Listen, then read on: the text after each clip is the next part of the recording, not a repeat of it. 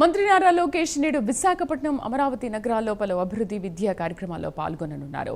ఉదయం విశాఖలో క్రీడా మౌలిక వసతుల అభివృద్ధికి సంబంధించిన కీలక కార్యక్రమానికి శ్రీకారం చుట్టనున్నారు. అనంతరం ఐటీ రంగానికి సంబంధించిన అంతర్జాతీయ సంస్థ ఏర్పాటు చేస్తున్న సెంటర్ను ప్రారంభించనున్నారు. ఇక సాయంత్రం అమరావతిలో నిర్వహించనున్న అమృత విశ్వవిద్యాపీఠం స్నాతకోత్సవ కార్యక్రమంలో ముఖ్య అతిథిగా పాల్గొని విద్యార్థులను ఉద్దేశించి ప్రసంగించనున్నారు.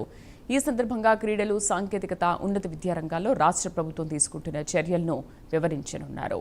మా కరెస్పాండెంట్ నరసింహ పూర్తి సమాచారం అందిస్తారు. నరసింహ, ఇవాళ మంత్రి లోకేష్ పర్యటన వివరాలేంటి? షెడ్యూల్ ఎలా ఉండబోతోంది?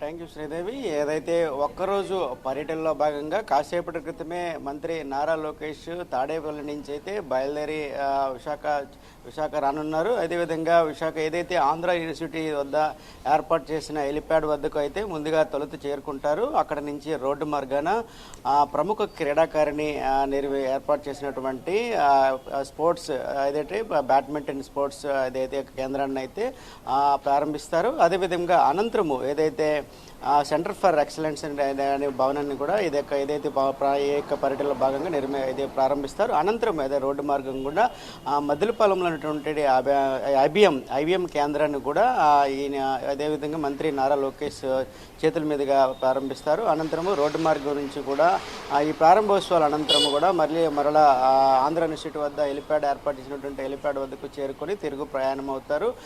ఈ యొక్క ఏదైతే అభివృద్ధి పనులలో భాగంగా ఈరోజు ఈ యొక్క పలు కేంద్రాలను కూడా ప్రారంభించిన నేపథ్యంలో కూడా ఇది కేవలము తూర్పు నియోజకవర్గం ఈ యొక్క ఏదైతే ప్రారంభోత్సవ కార్యక్రమాలు తూర్పు నియోజకవర్గంలోని ఈ రెండు కార్యక్రమాలు కూడా ప్రారంభిస్తారు.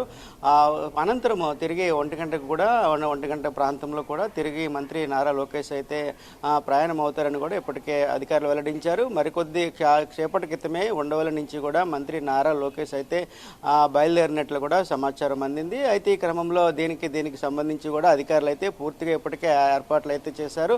దీనికి సంబంధించి సంబంధిత ప్రజాప్రతినిధులు, అధికారులు కూడా ఏర్పాట్లు చేయగా ఇప్పటికే ఏది సర్వాంగ సుందరంగా ఏదైతే పివి సింధు ఏర్పాటు చేసినటువంటి బ్యాడ్మింటన్ కేంద్రాన్ని, అదేవిధంగా ఐబిఎం కేంద్రాన్ని కూడా ప్రారంభించే దిశగా కూడా అధికారులు అయితే పూర్తిగా సర్వాంగ సుందరంగా ఏర్పాట్లు నిమగ్నమై ఉన్నారని చెప్పవచ్చు. మరికొద్ది సేపట్లో ఈ రెండు ఏదైతే అభివృద్ధి పనులు ఈ రెండు నిర్మాణాలు కూడా మంత్రి నారా లోకేష్ చేతుల మీదుగా ప్రారంభించే దిశగా ఏర్పాట్లు అయితే పూర్తి చేశారు. Sridevi. Right Narasimha, thank you.